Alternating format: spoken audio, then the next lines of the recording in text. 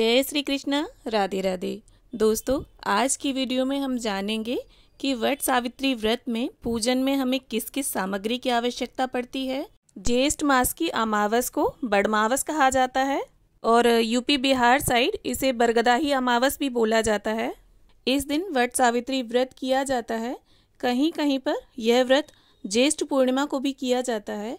इसका जो पूजन है वो वट वृक्ष यानी बूढ़ा जो बरगद होता है उसका किया जाता है और बरगद का जो पुराना प्राचीन पेड़ होता है उसके नीचे बैठकर उसकी पूजा की जाती है। लेकिन अगर आप किसी कारणवश बाहर जाकर पूजा नहीं कर पा रहे हैं तो इस तरह से आप एक दिन पहले ही बरगद की टहनी को तोड़कर घर ले आएं तो आप उसका भी पूजन कर सकते हैं। और जो भी टहनी आप बरगद की तोड़ें उसमें देख लें इस तरह से कोपल लगी होनी चाहिए, क्योंकि ये कोपल और चने निगल कर ही हम व्रत का पारण करते हैं।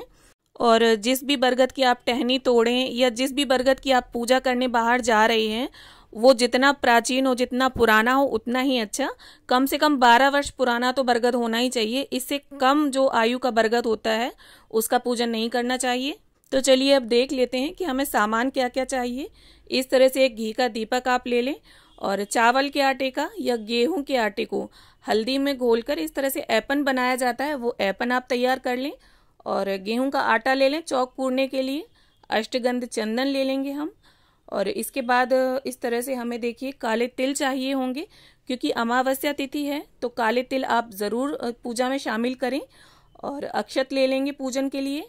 अक्षत ध्यान रखें आप टूटे नहीं होने चाहिए। और हल्दी का इस पूजा में विशेष महत्व होता है तो हल्दी ले लेंगे हम। और आपके यहाँ जैसा भी सिंदूर चलता हो, शादी के समय जिस सिंदूर से आपकी मांग भरी गई हो, जिस रंग के सिंदूर से, पीले या लाल से, वो सिंदूर आप रख लें। और कच्चा सूत हमें चाहिए होगा फेरी देने के लिए और माला बनाने के लिए, तो कच्चा सूत हम ले लेंगे और कलावा ले लेंगे। और इसके बाद इस तरह से देखिए हमें जनेऊ रखने होंगे। 2 जनेऊ आप ले लें, एक गणपति जी के लिए और एक वटवृक्ष के लिए।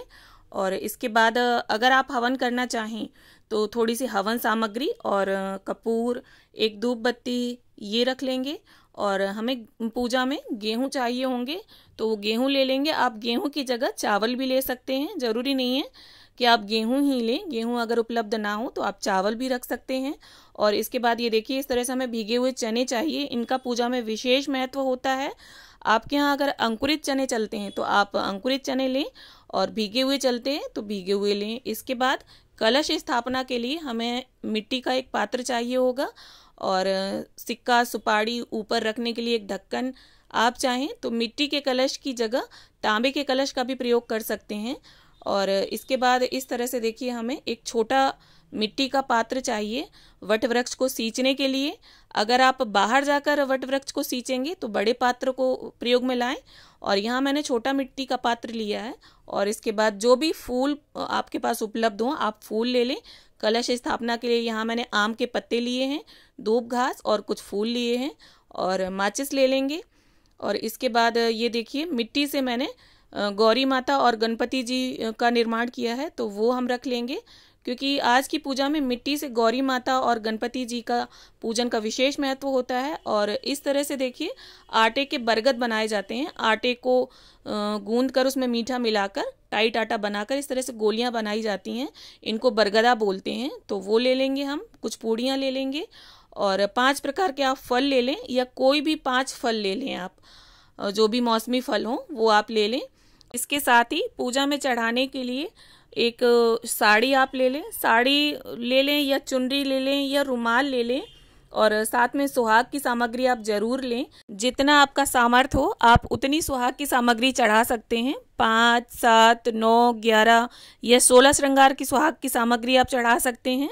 और साथ ही में देखिए इस तरह से वट वृक्ष को भेंट करने के लिए आप एक उपवस्त्र ले लें।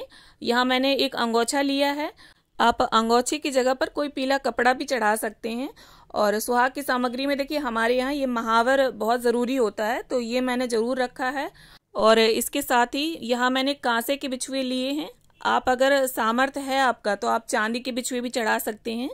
और महावर, सिंदूर, कांसे के बिछिए या चांदी के बिछुए, बिंदी, चूड़ी, इस तरह की सुहाग की सामग्री आप जरूर शामिल करें।